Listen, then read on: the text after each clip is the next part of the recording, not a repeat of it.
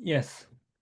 So, today we have Professor Quentin Atkinson from the University of Auckland.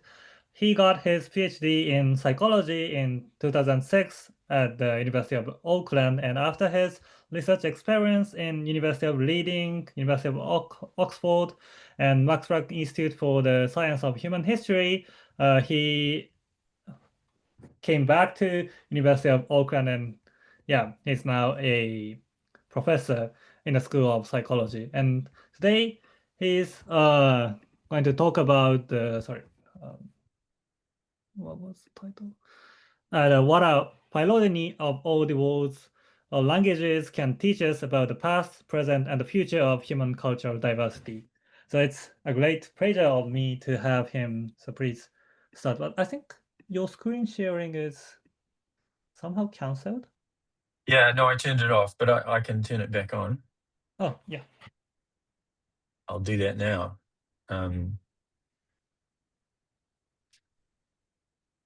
Yeah, is that Yes, working? I can see it. Yes. So please Cool. start. Um, okay, well, hello everyone. Thanks for inviting me to the seminar series. It's great to be talking to you all from the UK, but I'm usually based in Auckland, and I think in New Zealand we see ourselves as part of the Asia Pacific region. So yeah, I'm going to talk about um, this work I've been doing on the past, present, and future of human cultural diversity. I realize if you saw my talk in Durham, that would have been a highly compressed version of this. So I'll expand stuff out today, and we should have more time to talk about it as well, which would be good. Yeah, so I guess I'll get started on that. I'll just organize my screen here. Um, for those of you who don't know me or what I do, my research interests include a few different areas, the evolution of human linguistic and cultural diversity, which is mostly what I'll talk about today, including what this figure that I'm showing just here means. But also the evolution of human prosociality I'm interested in from different perspectives, a cultural evolution perspective that I'll talk briefly about, but also doing, well, sorry, like cultural phylogenetics perspective, but also doing incentivized behavioral experiments, including field experiments in Vanuatu and elsewhere. And there's a shot there of one of the villages I work in Vanuatu, and a really bright, colorful ritual that they're participating in. And I'm interested in the relationship between some religious practices and beliefs and human prosociality, which brings me to the third area, the psychology of politics and religion. Including I'm doing quite a bit on looking at kind of multi-dimensional frameworks for understanding the political landscape around the world. And I have this work I've been doing with PhD students and postdocs in my group, looking at what we call the dual evolutionary foundations of political ideology. And I'm also really interested in kind of applying those three strands to thinking about how we can better foster global collective action to tackle big problems like climate change, or how we respond to other social dilemmas, pandemic, security, that kind of thing. And my website is easy to find. It's quentinatkinson.com if you want to read more about that stuff. Okay, so the theme for the talk today is built around a couple of sentences from Charles Darwin. He was actually among the first to speculate about the process of diversification that gave rise to the world's languages. He thought it really closely paralleled the process of descent with modification, that he thought it was such a good example of that he actually used the idea of a global language tree as a kind of proof of concept in the origin of species. So he said it may be worthwhile to illustrate this view of classification by taking the case of languages. If we possessed a perfect pedigree of mankind, a genealogical arrangement of the races of man would afford the best classification of the various languages now spoken throughout the world. So he really thought this was such an obvious example of genealogical descent and inheritance that it would help make the case that such a thing was possible in the biological world. And he's also suggesting here that these relationships between languages can provide a window into the history of human populations. And then in the next sentence, he goes on to speculate about what mechanisms might be driving language formation. He says, yet it might be that some ancient languages had altered very little and given rise to few new languages, whilst others had altered much owing to the spreading isolation and state of civilization of several co-descended races, and had thus given rise to many new dialects and languages. And I think this is really kind of interesting that he's thinking this way as he's laying out the origin of species, setting aside the somewhat dated Victorian language and race and that kind of thing. I think we can take a lot from what he's saying here. I framed it as 4 key questions. So how are the world's languages related to one another? Have some lineages left more descendants than others? What factors do predict variation in the emergence and survival of different lineages? And like the tree of life in biology, can a global tree of language change our understanding of cultures past, present, and future? And so I'm going to go through those 4 questions today. There's already been lots of excellent work predicting language diversity around the world. Here's some papers, and I think they're all really valuable contributions. But they focus on a particular measure of language diversity, language richness. That is the number of languages you find in a given unit area. And one of the things they don't look at so much is the diversification rates of languages. So how quickly they're diversifying, a kind of process-based question. Even though a lot of them mention that this is an interesting part of understanding language diversity. Probably the main reason for that gap in our knowledge has been that while biologists frequently refer to the tree of life and model evolution playing out along its branches, here's a kind of cartoon tree of life, there's not been similar progress towards a global tree of languages. We just don't have a credible, resolved global tree of languages with which to study this process. And we do know a lot about the history of languages. Nevertheless, there's 200 years of careful scholarships identified roughly 200 language families around the globe. Here they are colored according to Ethnologue's classification of different language families. You can just kind of get a sense of how they're distributed around the world. And it's a remarkable achievement that we've been able to group together so many of the world's languages this way.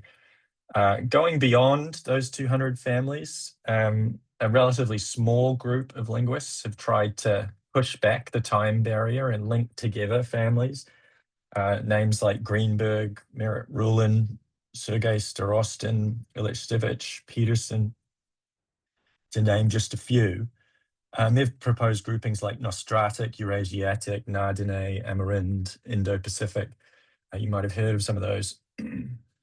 And you might have seen some version of a global language tree. Here's a quite famous paper from Luca Cavalli-Sforza, looking at what he argues was a correspondence between genes or human genetic diversity and language diversity. And I think that's a noble aim, and there's been more recent work on that, drawing links with other lines of evidence to build a picture of human prehistory. There's a whole story to tell about this paper and whether or not the kind of alignment that is being argued for here. So you've got the linguistic tree on the right and the genetic tree on the left, is really that convincing. It's sort of drawn in a way that maybe makes it look like the correspondence is greater than it really is. But one of the reasons, well, the reason these language trees haven't been taken further is that they're not taken seriously by most linguists. Lyle Campbell and Bill Poser, as they put it in their 2010 Handbook of Comparative or Historical Linguistics, they say, in spite of the attention they have received outside of linguistics, none of these proposals can at present be embraced. And there are three main, I would say, limitations or reasons for this in this kind of state of affairs. One is that a lot of the proposals for deeper relationships and kind of global scale stuff has lacked a statistical framework. Languages can change quickly, and the argument is that beyond about 8,000 to 10,000 years, it's hard to demonstrate affiliations conclusively. And previous work just hasn't quantified uncertainty, or if it has attempted to, it hasn't done so accurately. Also, there's a lot of work that's sort of partially like regional or combining part of the world's languages, but not the whole globe. So there's not a global precedent.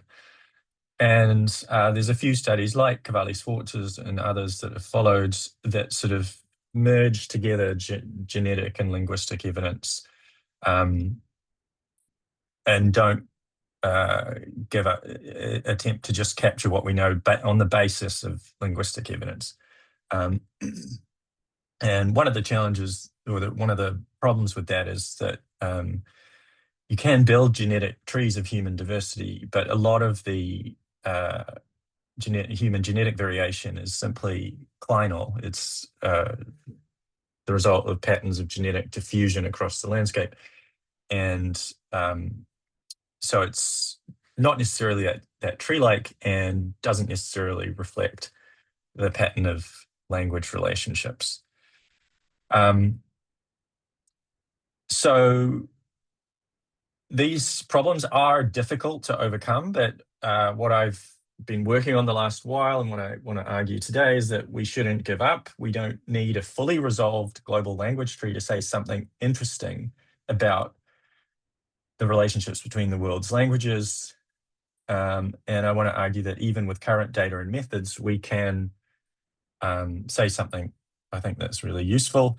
So there's a more achievable goal there. We can get a kind of draft global language tree that summarizes current knowledge without trying to resolve every relationship between all the world's languages.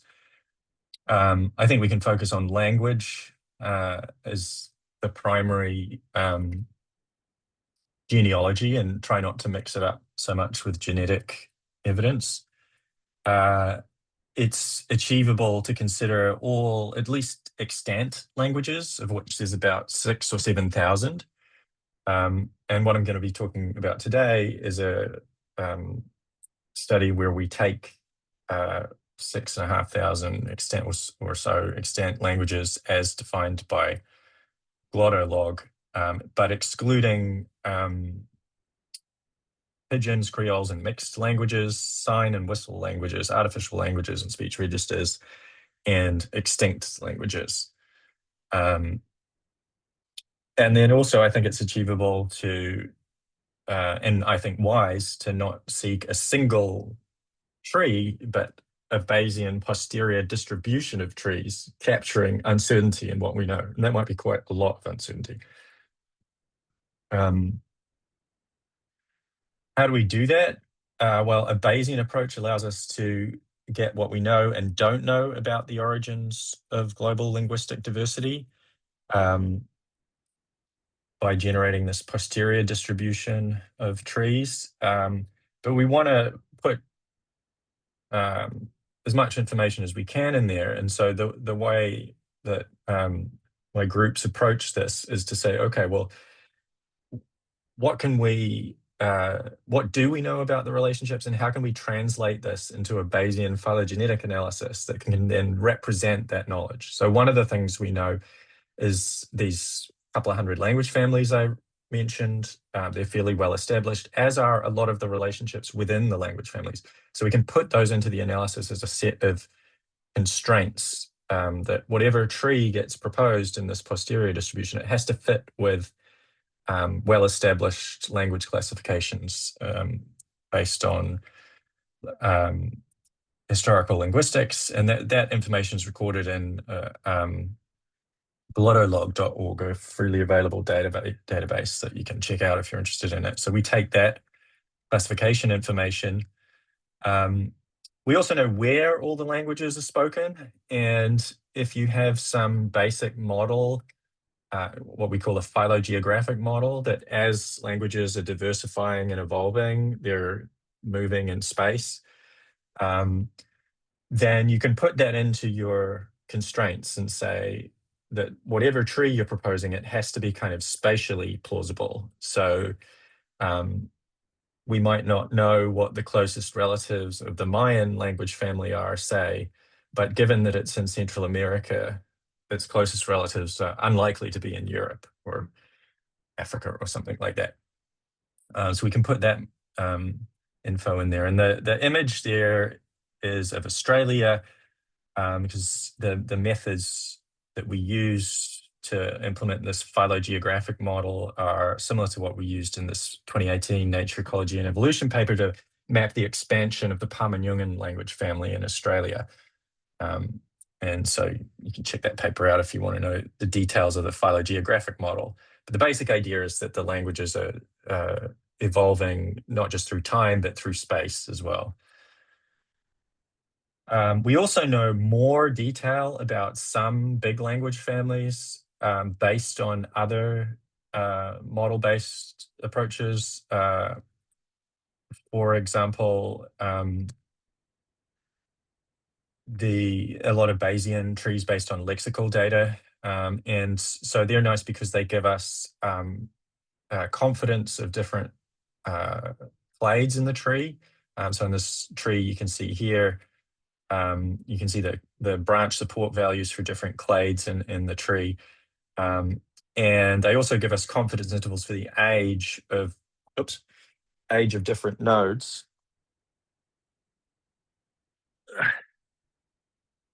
Can you still hear me okay? Yes, yes. Yeah, good. And so we can put that into the analysis as well. And then finally, we can put some very broad, just a handful of archaeological and genetic constraints, and such that the global tree fits with what we know about the human expansion from Africa. So an African origin expansion over the last kind of 70,000 years or so around the globe, that we don't want to propose language trees that conflict with that. So let's go through, if that's the approach, can we generate a global tree using that method, and can it answer some of these questions, like how are the world's languages related to one another?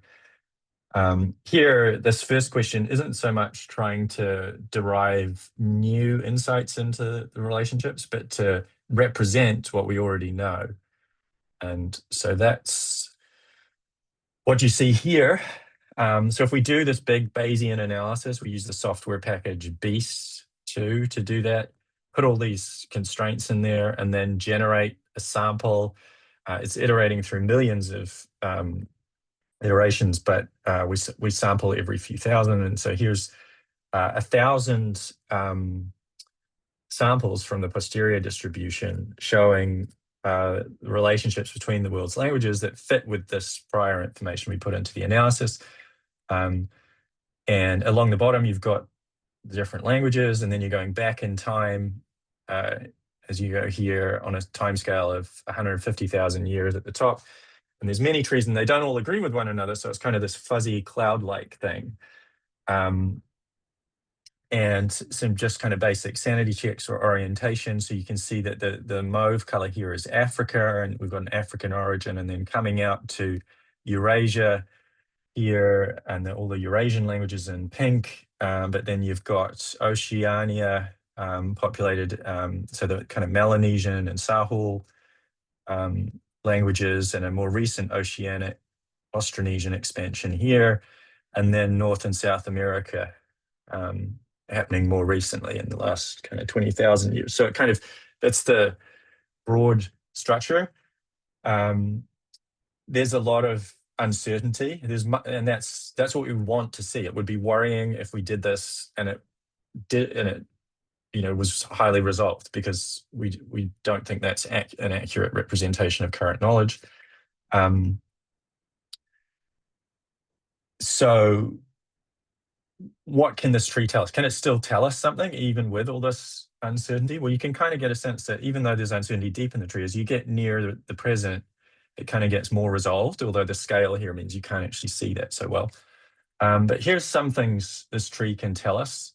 So the total tree length, and actually what I'm showing you here is our latest analysis that's updated from the one the talk I gave in Durham. And we're about to resubmit this. So yeah, so we can add up all the branches in the tree.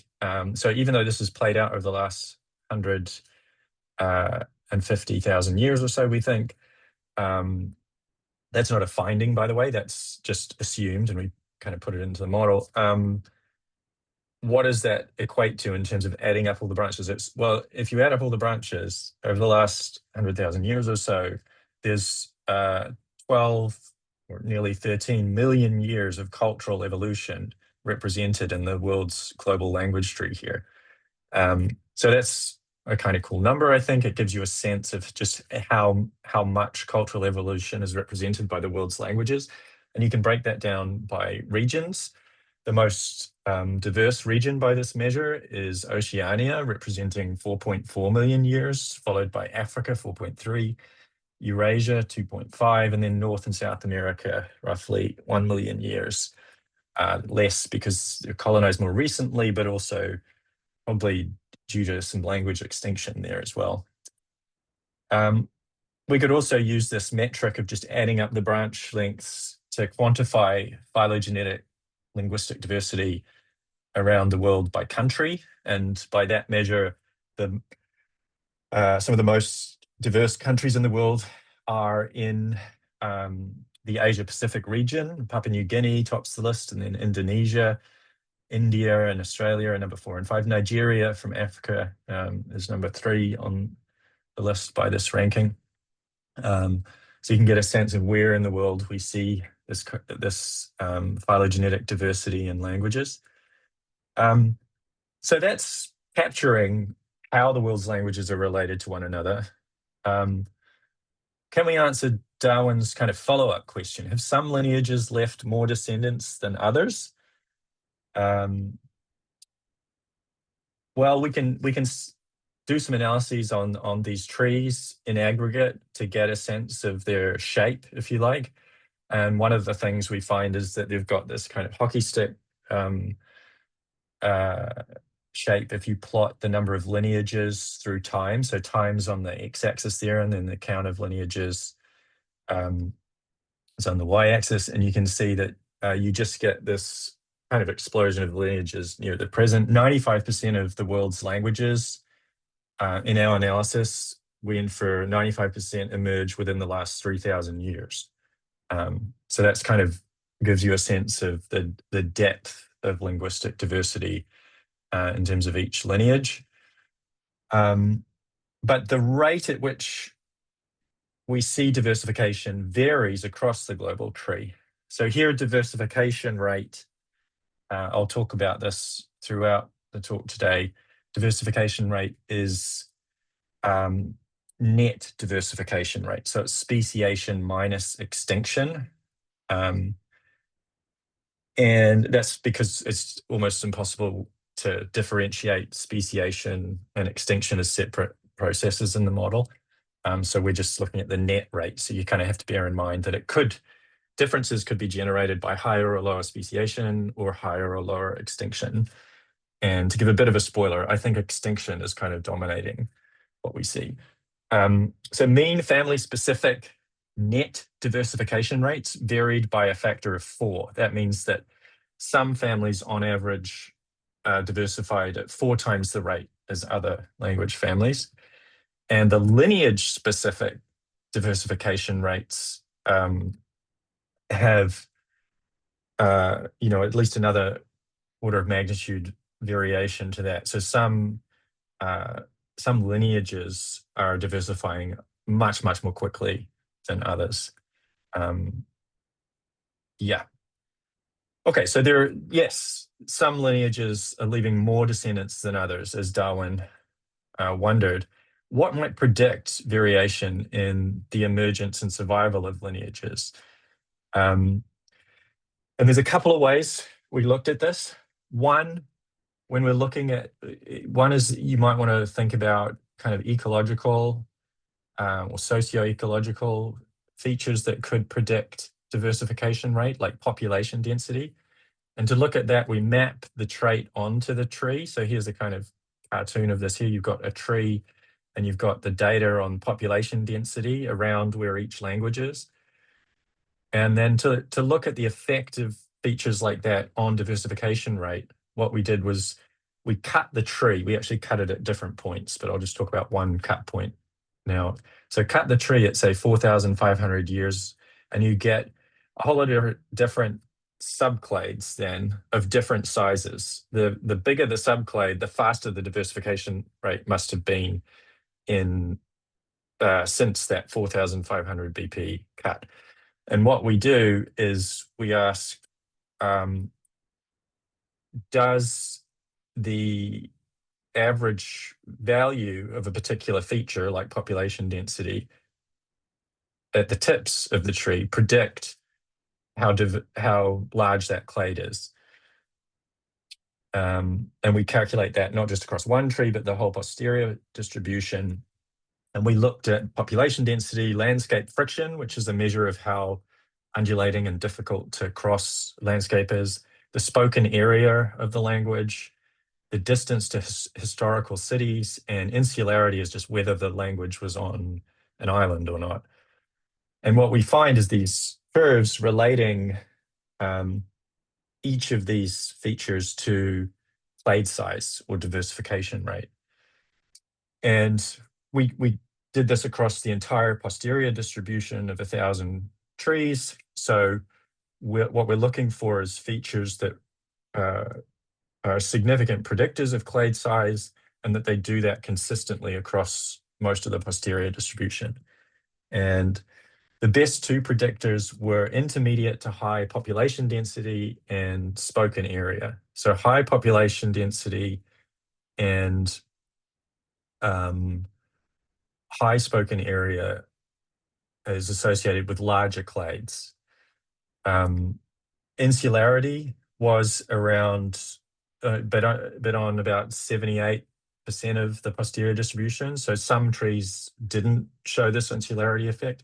In fact, they all showed the effect, but it was only statistically significant in 78%, which I would say is still pretty compelling evidence for an insularity effect.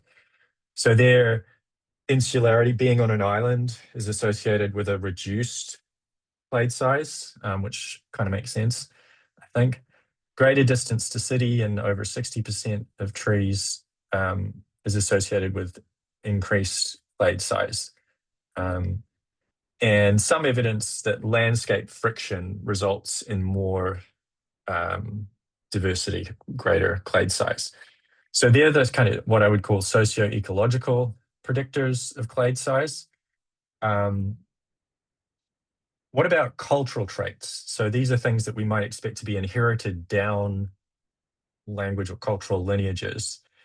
What cultural traits have shaped human cultural diversity over the course of the Holocene? One way to answer this question is to map hypothesized drivers of diversity as recorded in the Ethnographic Atlas, which we accessed through dplace. And we also used another source that's cited there by Thomas Gilderman.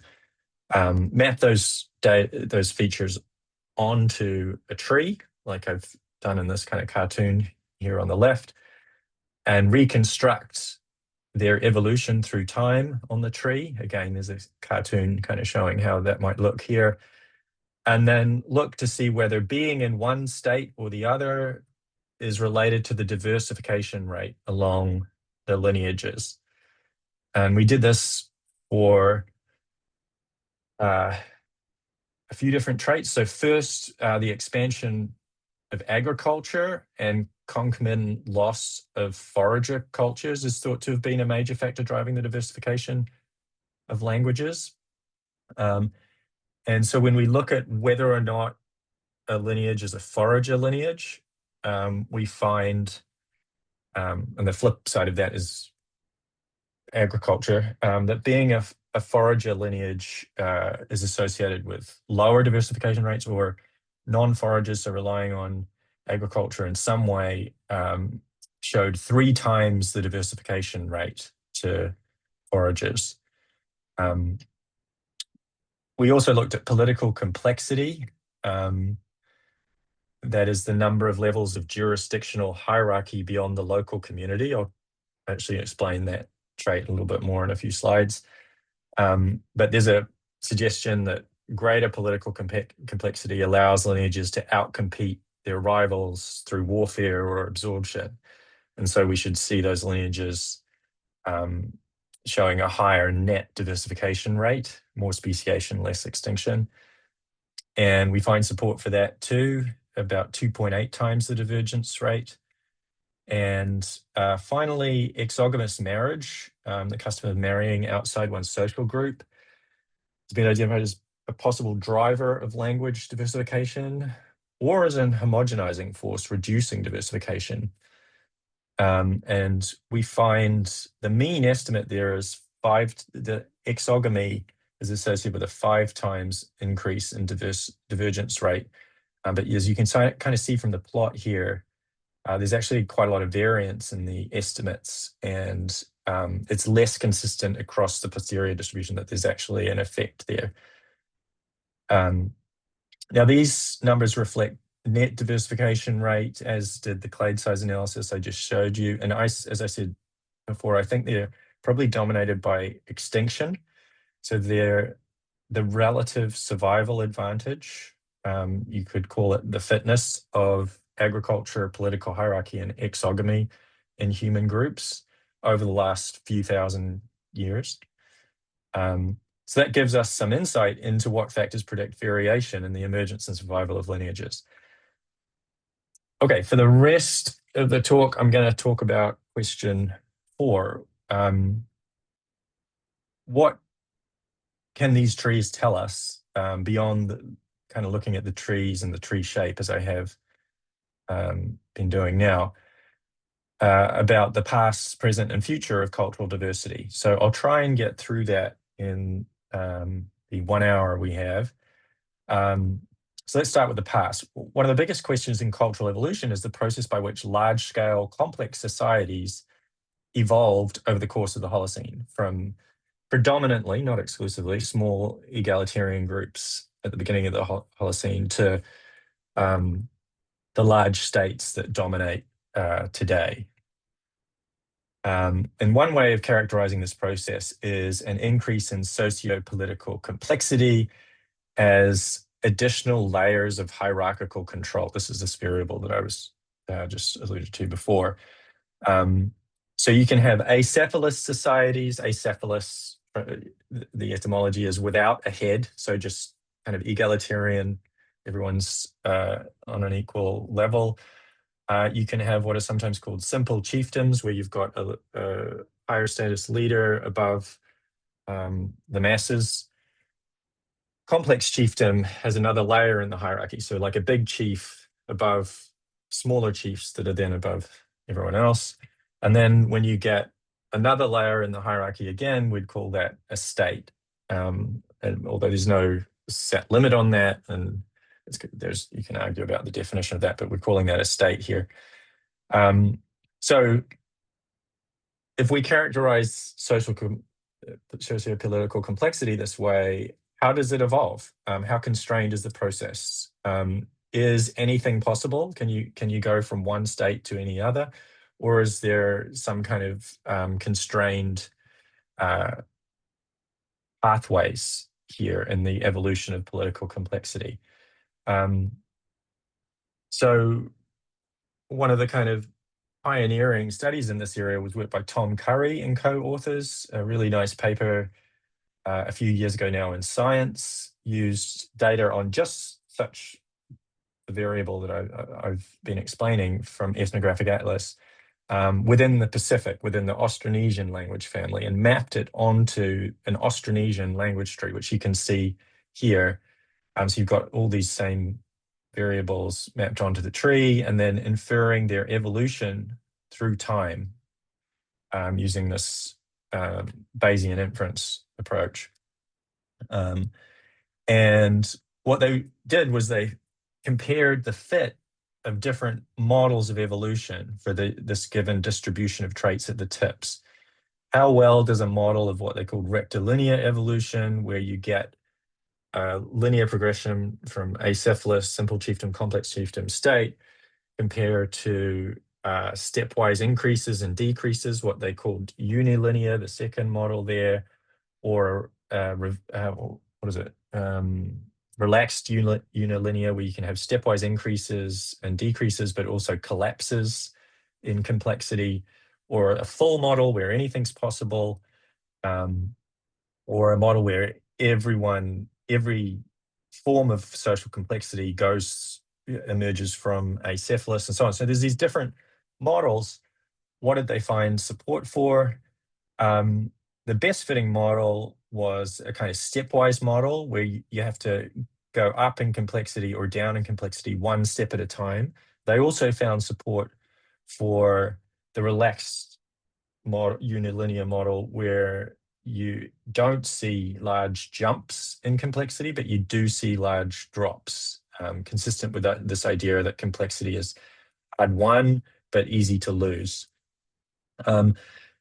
Which I think is a really fascinating finding, but some people have pointed out some limitations of the study. I would say they're not weaknesses, because it wasn't trying to do everything. But one limitation is it's just in one language family, the Austronesian languages. And another is that by virtue of that, some have argued that Pacific context might not be representative of the world. Pacific states, for example, there weren't that many, and they were not as complex as some states, like Hawaii, for example, is sometimes treated as a borderline example. So anyway, there's room to do more there. And so one use of this global tree is to revisit this study in the Pacific and apply the model globally. And so that's what my postdoc Oliver Sheehan led over the last few years, a project in this. And so he mapped the same features onto the global tree that I've been showing you, and not just a single tree, but the posterior distribution of trees, and tested these different models again. And what he finds is that on a global scale, we can reject full model, the anything's possible model, and again find support for stepwise increases and decreases. We were hoping we could differentiate between the relaxed unilinear and the unilinear model, but again, we find that we can't differentiate between the two. So what that means is those findings from the Pacific hold up globally, and social complexity is this kind of hard-won stepwise process with collapses possible. I think I have time to talk about this. So another possible application of the tree is to look at the factors that drive increases in social complexity. So not just how does it increase, but what drives it. And we've done quite a bit of work using co-evolutionary cultural evolution models, where you have not one trait, but two traits, and you're mapping them both onto the tree So here you've got a tree on the left and right. It's the same tree, just with different traits mapped onto it. Don't worry about the exact features here. The point is that you can test whether the presence or absence of one potential driver makes gains in social complexity more or less likely along a given lineage. The alternative being that the presence or absence of the driver doesn't change the likelihood of increasing social complexity. And we've applied this to a number of predictors, landess capital, which is a particular type of intensive agriculture, broad supernatural punishment, so that this idea that punitive moralizing deities might help drive or sustain large-scale cooperation, also ritual human sacrifice, and also looking at the relationship between religious and political hierarchical systems.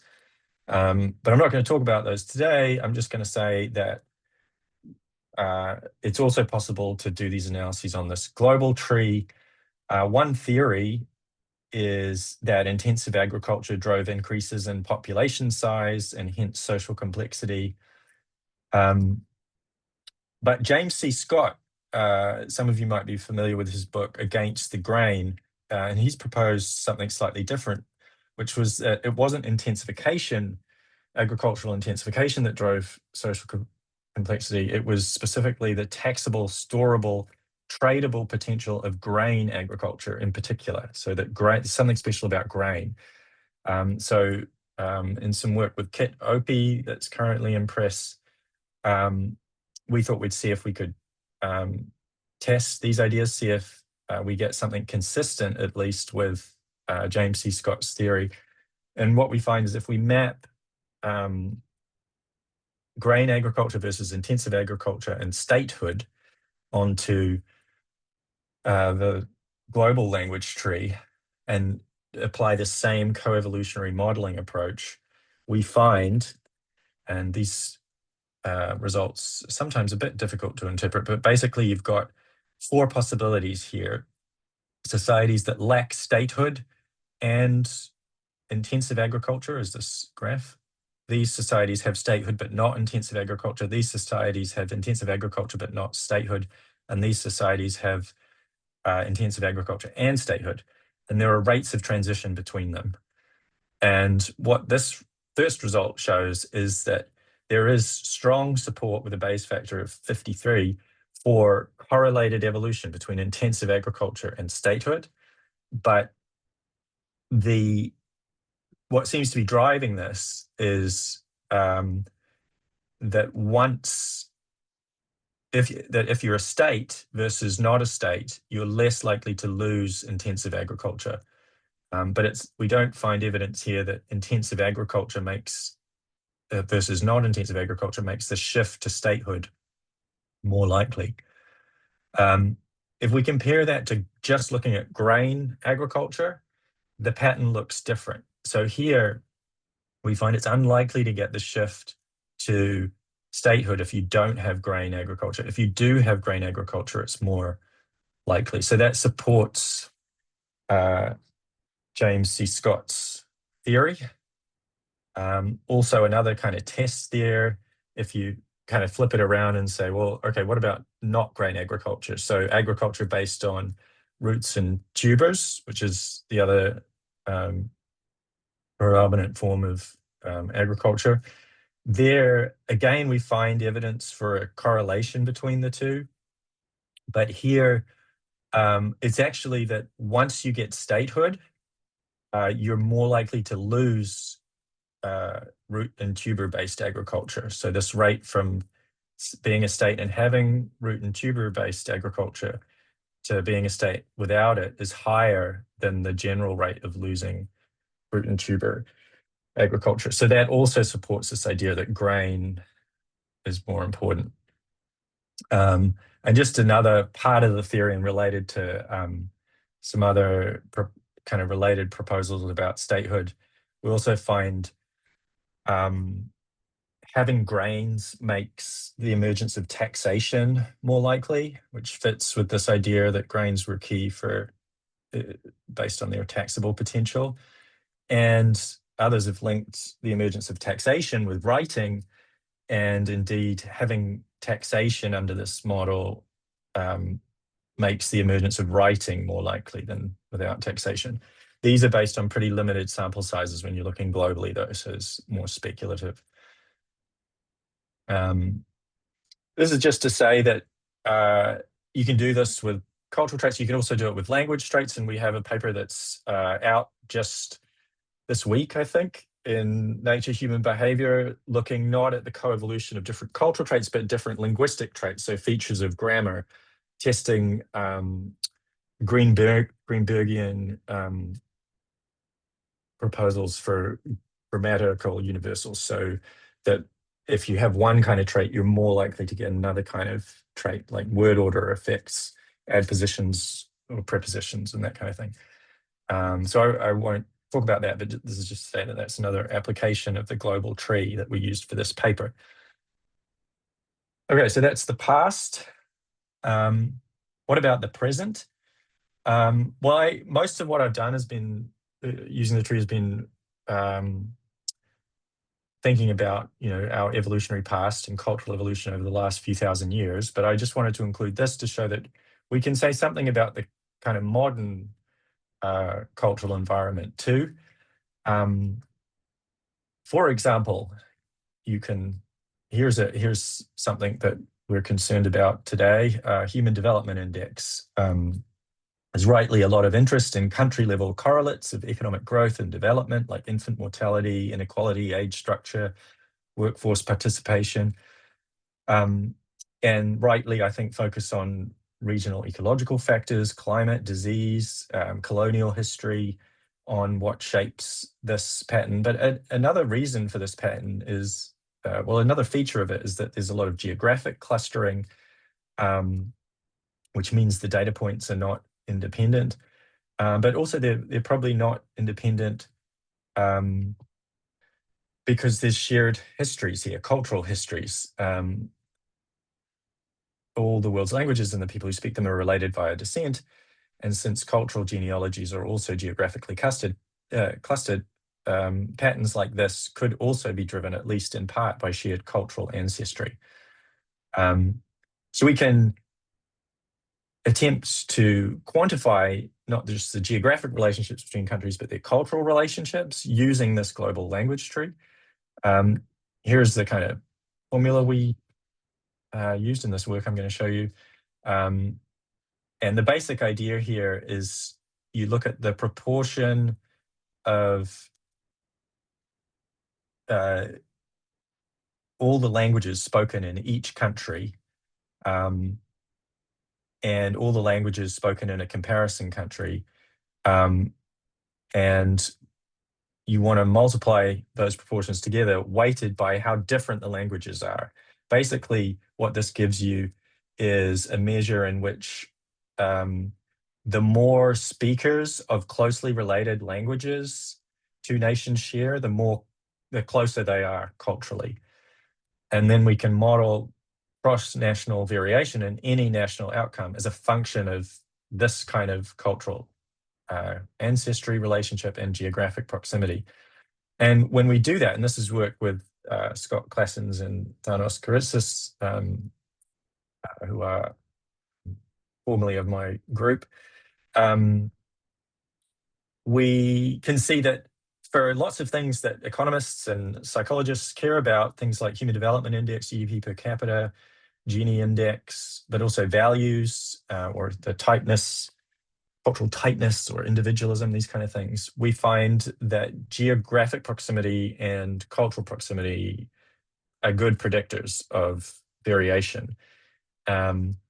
That means that I think that's just interesting in itself, but it also means we need to be really careful when we're running any cross-national analysis that we account for this non-independence. This is an old problem, but it's still, and it's been recognized for a while. Here's a highly cited paper, Raoul Narol, talking about Galton's problem, the non-independence of different cultures, and offering some solutions. This was in 1961, so you could say, oh, well, this is all kind of behind us now.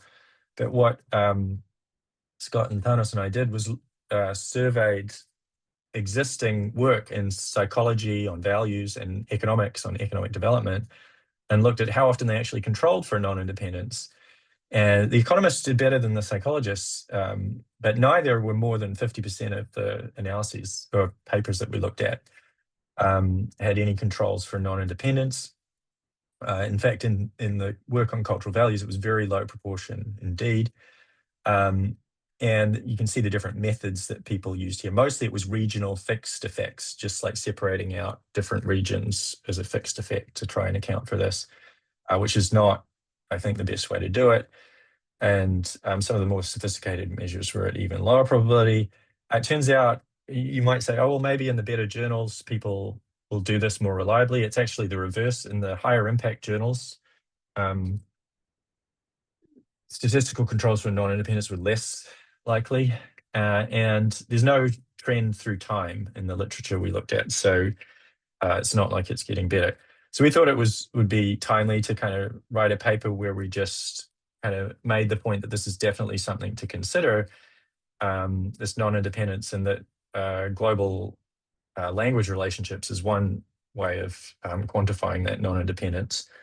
So we ran some simulations showing that with non-independence of varying strengths in the predictor and the outcome variable, your false positive rate in just testing for correlations is kind of not acceptable, like gets well above like 0.25 in a lot of this simulations, including when you deploy a lot of these supposed corrections for non-independence that are in the literature. And we did run some corrections with a specific Bayesian spatial or linguistic model that accounts for space and phylogeny, or both at the same time. And you can correct for this, but bearing in mind that this is using the relationships that we use to simulate the data. So this is maybe a best case scenario, but you can correct for it. And so we kind of advocate for people to explore that. And we show that when you do these controls, you sometimes get different results. So we took some highly cited papers that were good enough to make their data available and reran the analyses doing the statistical controls. And about half of them, the results shifted from being statistically significant to not. And we think that just shows that, yeah, this is worth considering. So that's to say that this global language tree and just cultural ancestry in general matters, even if you're just interested in kind of modern present cultural variation. I'm going to skip over this stuff on the evolution of democracy and just briefly talk about the future. So one of the other things you can do with the global tree is quantify evolutionary distinctness. So the phylogenetic distance from a species to its nearest relative is what that means in biology. And biologists think of it as the unique evolutionary information carried by a species. So for example, the Western European house mouse hypothetically has low evolutionary distinctness because it has lots of close relatives that are very similar to it. Take something like an echidna, has high evolutionary distinctness because it's not closely related to anything else. And this has led, I mean, it's an interesting metric for lots of reasons, but one is it has conservation implications. There's been some publicity around the EDGE species list. This is what species are evolutionarily distinct. So they represent a lot of evolutionary history and globally endangered, so they might disappear. We should care about what those species are and try to protect them. And so you get things like the top 100 EDGE birds. What are these evolutionary distinct globally endangered birds? So one of the things we did with our tree is generate the same metric for languages. What are the evolutionarily distinct globally endangered languages? And here's the list of the top 226. 226 is because these are all the languages that made it into the top 100 in at least one of our posterior distribution trees. And you can see some hotspots around the world of edge languages like Australia and New Guinea, parts of of South America and the west coast of the US and sub-Saharan Africa as well, where there's a lot of these languages that carry a lot of cultural evolutionary history, if you like. And you could ask what predicts whether a language is a high edge language. ED is just the amount of independent evolution represented by a lineage. So what predicts evolutionary distinctness is just the opposite of what predicts diversification rate, which was the stuff I showed you in the first part of the talk. So that means evolutionary distinctness is associated with politically simpler forager groups with a limited range at low population density close to historical cities. That would put you at higher likelihood of being evolutionarily distinct. One other question is, are higher evolutionary distinct languages also at greater risk of going extinct? So that's not something that's true in biology. IED species are not actually more likely to be at risk of extinction, but it is something that we find evidence for languages. So those languages that are higher ED are more likely to be in the threatened categories. And that means that, somewhat worryingly, more of the evolutionary history of languages are at risk than would be expected if threat was just distributed randomly. Okay, so that's an hour, and I've made it through those 4 questions from Darwin, and I think that's pretty much all I wanted to say. So I guess I'll finish there and open up for questions. Oh, and just say, I can't emphasize enough all the importance of all the people I've worked with on this stuff, and that's their names of the collaborators on the different papers I've discussed here. Thanks.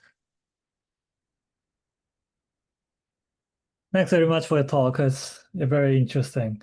And now I will gather your questions. So if you have any questions, please raise your hand or please write down in the chat that you have question. You don't need to write down your questions, but just say, I have a question. So first questionnaire will be the Andrea Otrani. Please go on. Okay, good evening. I'm in Tokyo. Thank you for the very stimulating talk. Can you hear me? Can you all hear me? Yes. Yeah. Okay, good. Thank you very much. So my name is Andrea Ortolani. I am a comparative law scholar, so I'm dealing with law. And I somehow recently, so I was trained as a lawyer. I recently got interested in cultural evolution. Otherwise, I wouldn't be here, obviously. And so my long-term idea would be to. So I was very interested in this talk because the idea is to build a phylogeny of words, legal systems. And so basically so I would be happy to do not what you did here, so a tenth of what you did, what you showed us today would be very great achievement for me. So from your point of view, I don't know how, so if you touched in your research, if you touched upon these issues of evolution of law, of legal systems as so I saw in the second part of your speech, of your presentation, you touched upon, but really as evolution of legal systems. So what would be from the one hand, I had the impression that if you substitute just law and legal systems to languages, 19% of what you showed might work. But of course, as scholars, we need to do the work. We want to do the work underneath. And so what would be your first advice for a legal scholar who would want to do something of what you did for languages, but for legal systems? That's the question. Sorry if I was too long. No, thanks for the question. I think legal systems are really interesting in terms of cultural evolution because you can think of them as they are almost like the genetic code of the social system. That's how it's organized, right? It's written down and codified. And yeah, fascinating to try and understand the evolution of that. But yeah, some of the things that would occur to me are lots of potential there, how to codify it in a way that allows you to do these kind of comparative analyses. You have to think about how you're going to compare different systems and align them. So what maps on to what. I think it might work best if you're looking in particular domains. I've seen some work on, I think it's the evolution of like constitutions or something like that, where it's kind of a fairly well-defined area, and then you can kind of align them and say what they do and don't include and look at how they've evolved. If you just try and kind of deal with the entire thing, it's difficult to know what bit to compare with what. So that's probably a major challenge with the work. And the other thing is just what is the kind of mode of evolution of these legal systems? Language, I think you can make a strong case that there is this vertical descent with modification process. Even with language, there's also a lot of horizontal transmission and mixing. But I think you can still make this vertical transmission descent with modification case. That's why Darwin used it as a proof of concept for species evolution. So one response for kind of social scientists who are skeptical of these kind of models was to say, oh, well, law isn't like that. There's all these other processes involved, so we can't do it. My response would be, that's an empirical question. The first thing you can do is try and code the data in a way that then allows you to test, well, how does it evolve? Is it like a hierarchical diversification, or is it a more network-like process where people are just, societies are bringing laws in from all sorts of sources, and so it's more like a network? I think that would maybe be the first empirical question to look at. And then based on that, you can decide maybe these phylogenetic models are a good model to use. The other way of doing it is to say, okay, can we model the evolution of legal systems along the branches of the language phylogeny? But that probably depends on the time scale you're interested in. If you're looking at changes in the last kind of, 50 or 100 years, maybe the language phylogeny has less to say. But if you're looking at kind of very old legal shifts over hundreds or thousands of years, language may have more to say. Yeah. So there's some initial thoughts. Thank you. Thank you very much. Thanks. So who's next? Quentin, please go on. Thanks very much. Really fascinating talk.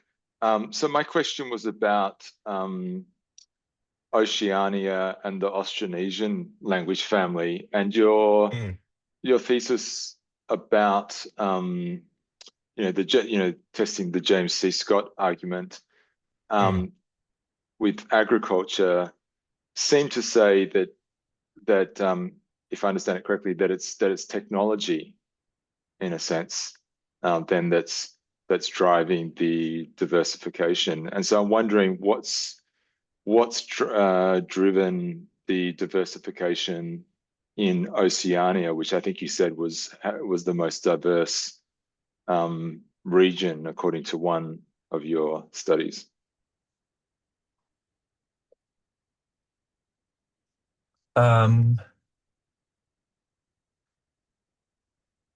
Yeah. So important to differentiate between the James C. Scott stuff on the drivers of sociopolitical complexity, which is a feature, I would think of it as a feature of a lineage, and then the stuff on the drivers of cultural diversity, which is some measure of how many lineages or how different they are, or that kind of thing. And I think technology can play an important role in the evolution of sociopolitical complexity, and then in addition, I think showed that sociopolitical complexity and agriculture seem to affect diversification rates globally. So yeah, all those things I think are true. I think the kind of results I'm presenting today don't go as far as some go in terms of showing or emphasizing the role of technology per se, versus kind of more social forces. Sometimes, for example, the impact of population size or social stuff like religion or religious authority is set in contrast to the kind of more, what some would argue, are concrete, like technological resource production changes and modes of production type explanations.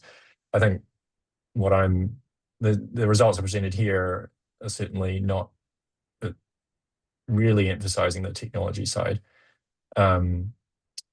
Yeah, so I don't know if that answers your question. The question was about Austronesian. I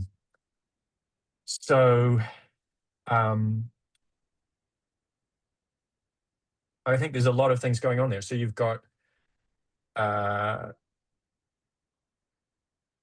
no, the question was about Oceania. So you've got two main expansions. One's 50,000 years old, one's like 6,000 years old. So possibly different explanations for diversity in both cases.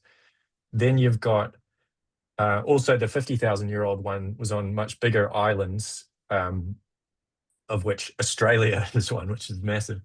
And then you've got, what do we know about the drivers of diversification? Well, insularity is a limiting factor. Population density is a promoting factor. So they might work against one another in the Pacific, where you've got quite kind of productive lands that can support high population densities, but then everything's limited by small islands in a lot of the Pacific. And also, particularly in New Guinea, very rough landscape, high landscape friction, which is thought to be linked to high diversity there. So yeah, all these factors, I guess, are generating what we see in the Pacific in terms of language diversity. And then social complexity in the Pacific is, yeah, I think probably constrained again by the island size, but I didn't look at that in the models. And in terms of James C. Scott's theory, most of the Pacific didn't have grains. And so that's probably a limiting factor in terms of social complexity if you buy that model. And some of the more recent, like state level societies in the Pacific, for example, in Indonesia, did come with grains, like the introduction of rice, for example. I don't know, does that answer your question? Yeah, I think I might be confusing myself. I guess what I had in the back of my mind was the Peter Bellwood sort of thesis for Australasia, where it's sort of this great dispersion facilitated by agriculture, but also sailing technology. Yeah, yes, and there's a technological thing there as well, and it with the sailing technology allowing you to get to these remote islands, and that I mean, Austronesian is really interesting in terms of both diversity and social complexity evolution, because of this potentially unique geography, right? That you've got hundreds of thousands of islands that get colonized, and so that limits the size of any population potentially, but also promotes diversity through this separation. Although actually, even that is sort of, we have to be careful about how we think about that. The oceans were as much a highway connecting groups as they were a kind of barrier to contact. Yeah. Yeah, thanks. Yeah, it's fascinating. So yeah, it's your turn, Wataru. Thanks.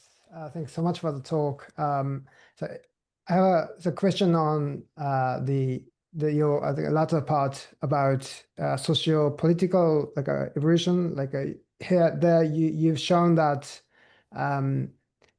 like for example like a pairwise way, like you've shown like for example stateless or like a chiefdomness co-evolve with like other like grain farming or farming in general, or like stateless the pathway of the kind of possible like a pathway of like evolving stateless and the other possible kind of ecological or socio-political factors or agriculture state. So I understand that's kind of statistical result, like a posterior result that is controlling the other possible factors, and then just highlighting the coevolutionary dynamics between the two factors you're looking at. So I just wondered, would it be possible to put everything into one kind of map or one picture, like where like it should be very complicated maybe, but like having stateless and agricultural writing system and other these the factors you've considered, and then what kind I was just wondered if it's possible, like what kind of like a pathway is more likely, or would it be like statistically possible, or simply it's just messing everything up? Yeah, I think one of the, you're picking up on a pretty clear limitation of those analyses, which is that they're only comparing two binary traits and looking to see whether they evolve independently or whether they're dependent in some way. That is a frustration of the methods that is pretty simple. I think with that work on the testing James C. Scott's idea, what I found compelling about those results was that we're only able to look at the simple pairwise comparisons, but they do seem to consistently fit with, each one seems to consistently fit with what he might predict. So in aggregate, it does kind of support the argument that he's presented. But yeah, ideally, you would not do it that way. You would have them all in one model and, some kind of causal graph connecting them all. The problem is, yes, it gets very complex very quickly. One advantage of those approaches is that they're trying to not just do a correlation. So if you just have two variables and you're doing a correlation, you've only got one parameter to estimate. What's the correlation? They're trying to say something about the causal process, because we know not just what these cultures do, but how they're related ancestrally. So we can make a good guess about the sequence of events that's happened over the last few thousand years. So we can test a more complex model in which they co-evolve. The problem is, even with two binary traits, you go from one parameter to 8 parameters, because you've got that's those graphs I was showing you. You've got the change from presence or both absent to one present, the other absent, or the other one present, one absent, and both present. And then you can go either way on both ones. So you get 8 parameters.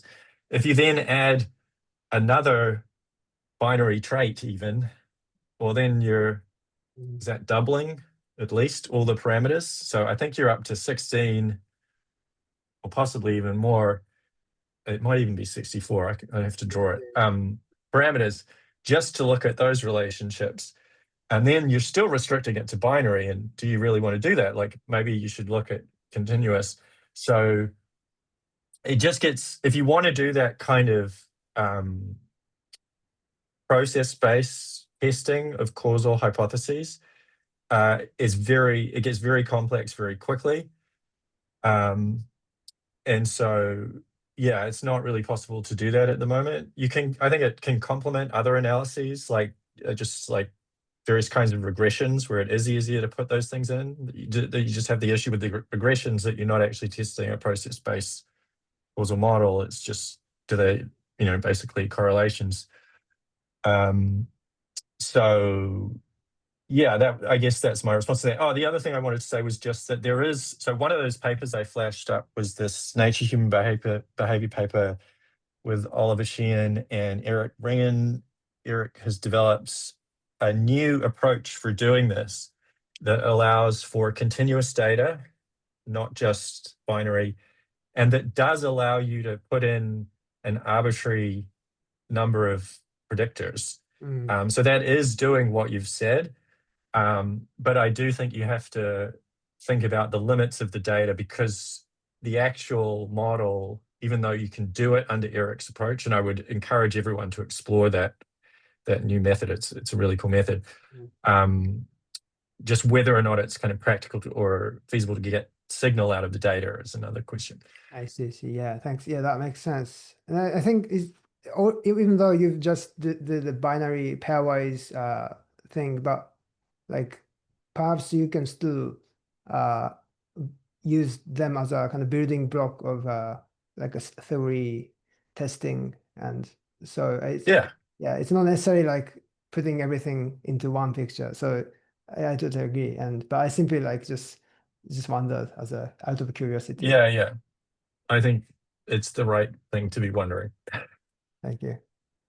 I see there's another question in the chat. Yeah, we also have a question in chat, but if Christy is fine was leading this by herself, I think it would be better, but if you prefer to read by us, it's also fine.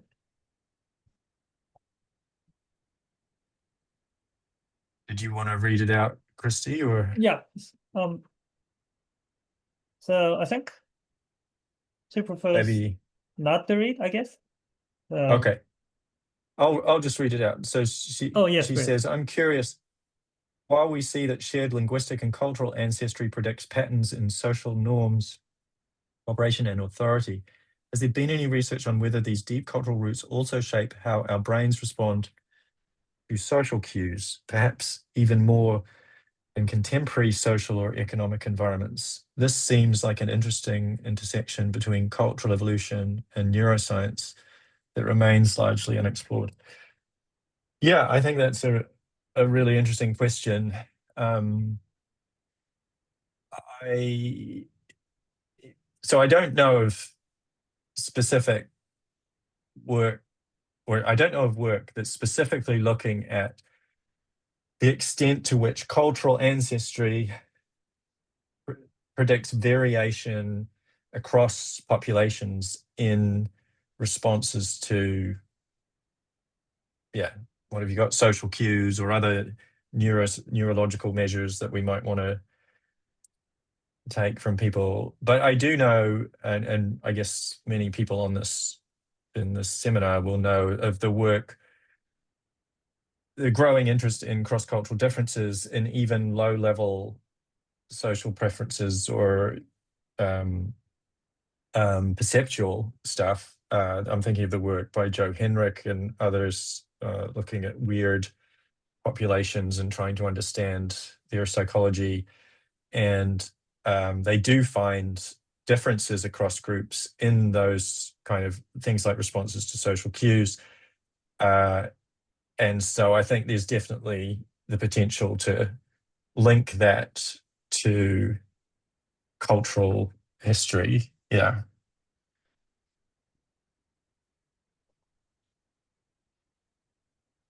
And I also have some questions.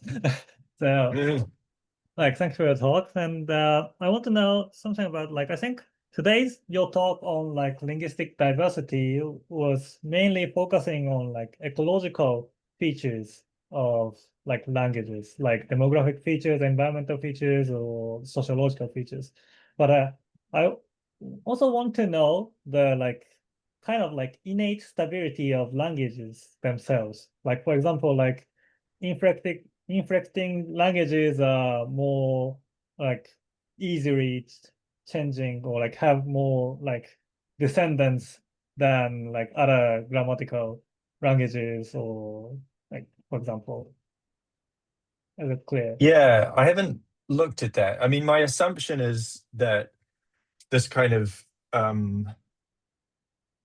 forget what it's called, but the assumption that all languages, they might be different, but they're not sort of that functionally different in terms of communicative potential, and certainly not different enough to have any effect on the survival of the lineage, which is so affected by, you know, as I've been discussing, social and environmental and other factors that, you know, I just haven't prioritized looking at, say, whether word order affects diversification rate. It might, but yeah, if it did, I'd be sort of, yeah, wondering whether that's an artifact. But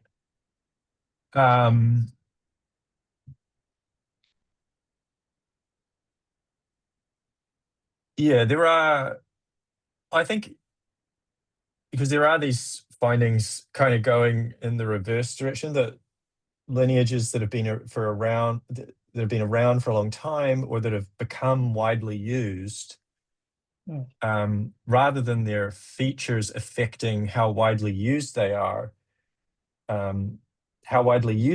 affects features of the language.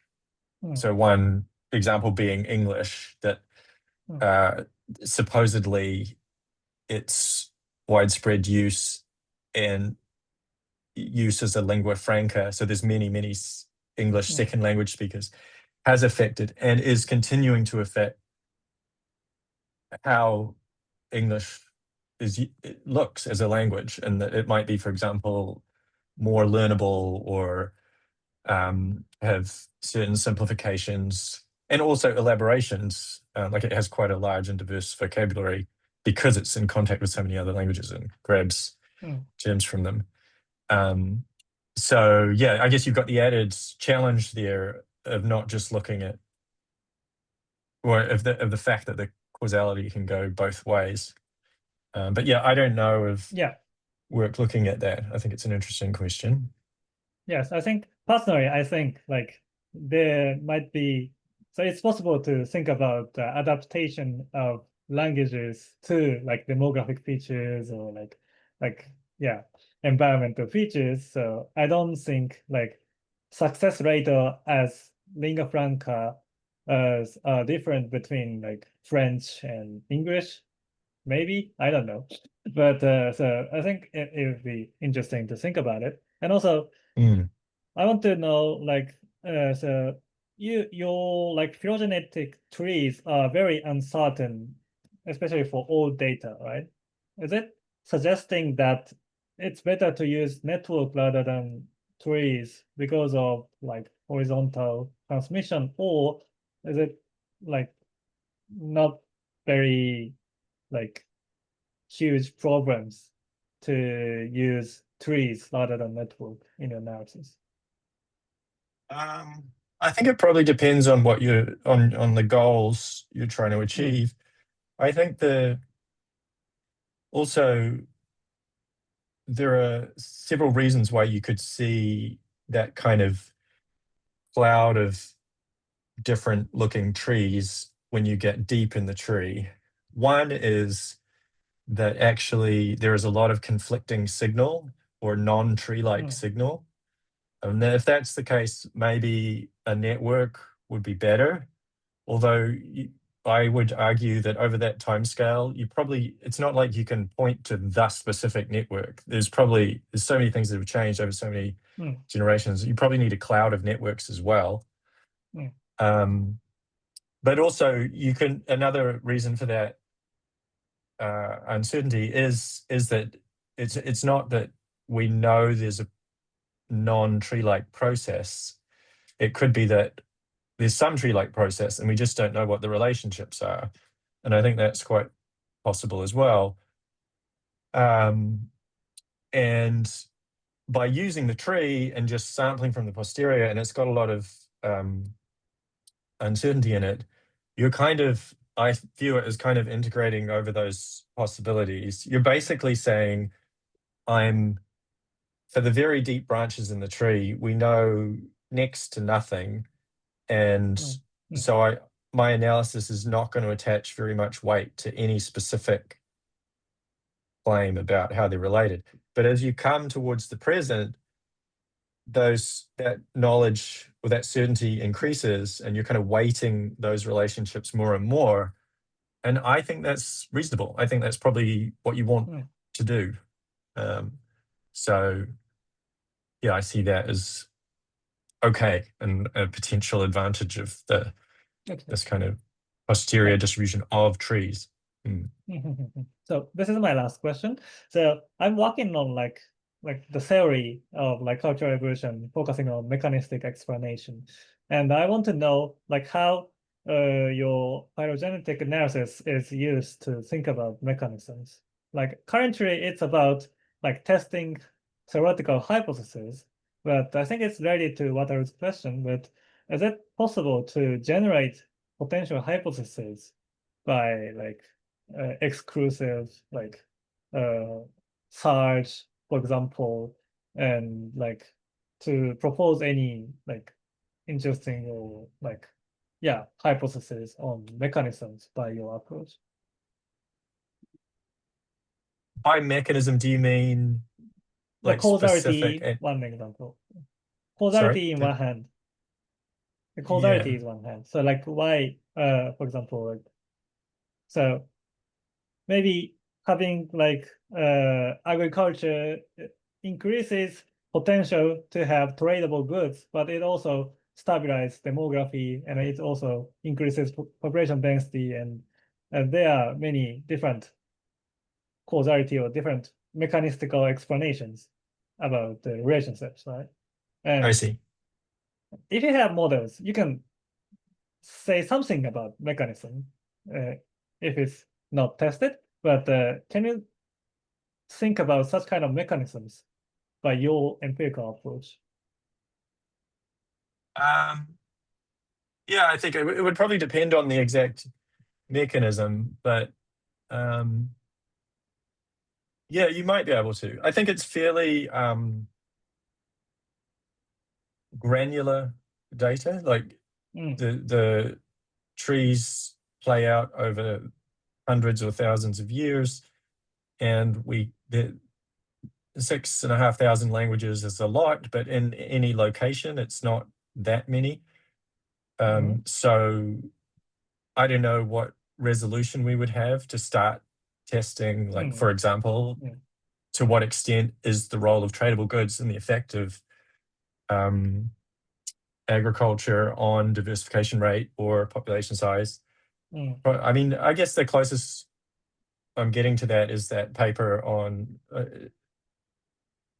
statehood and testing James C. Scott's ideas and some of that. And we actually say in the paper that, you know, we're showing these relationships, but there's so much uncertainty in these deep historical inferences that, you know, we need to be careful how strongly we interpret them.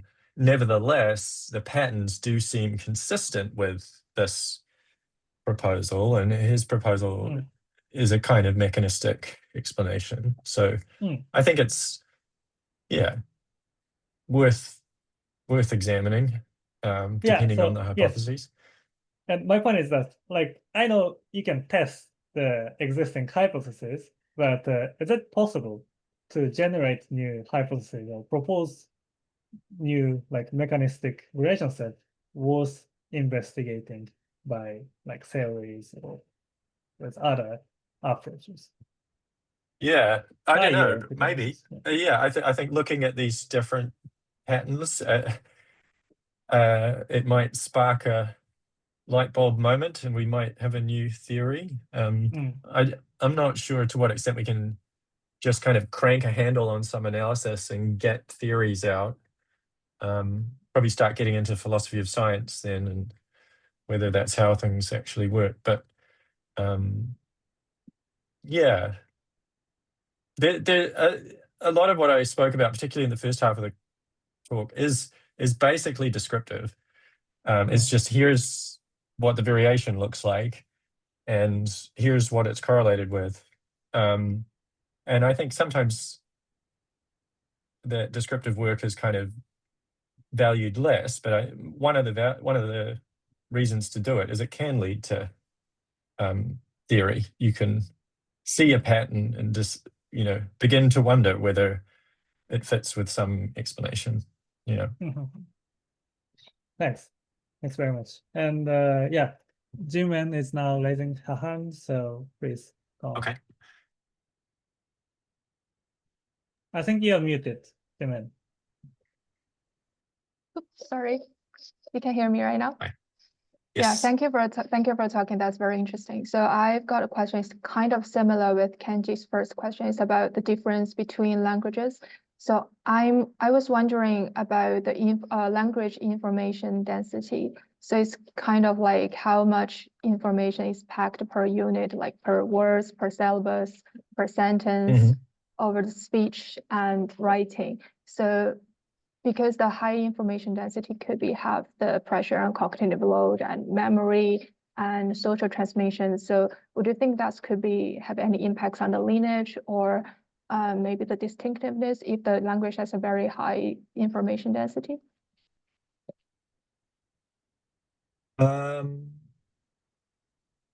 Yeah, I mean, presumably there's a information density that's humans just can't handle. And maybe there's an optimal range, and if you get too far up one range, it becomes there's pressure to reduce the density, or that language is less learnable or something.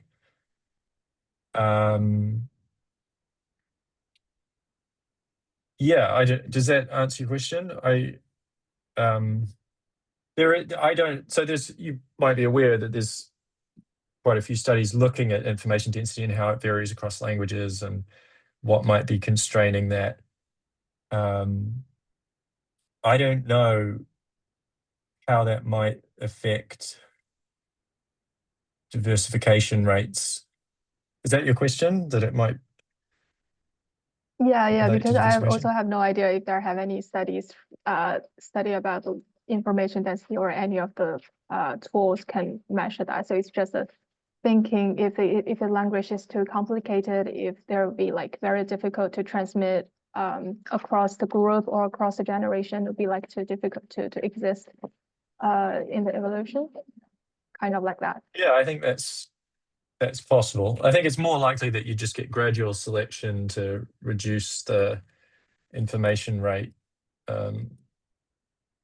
And of course, it's tied in with cognitive ability to process information, but also I think as big a factor, or possibly a bigger factor, is social networks and demographic variables that, for example, in large diffuse networks, there's much less shared knowledge. And so you need more scaffolding in communication to make sure the message gets through, whereas small clustered networks can communicate a lot more information in the kind of functional meaning sense with shorter or fewer signals, because everyone has this shared knowledge. So I think that's a really important factor there as well. I'm not quite sure how that would all play out. Yeah. Yeah, that makes sense. Thank you.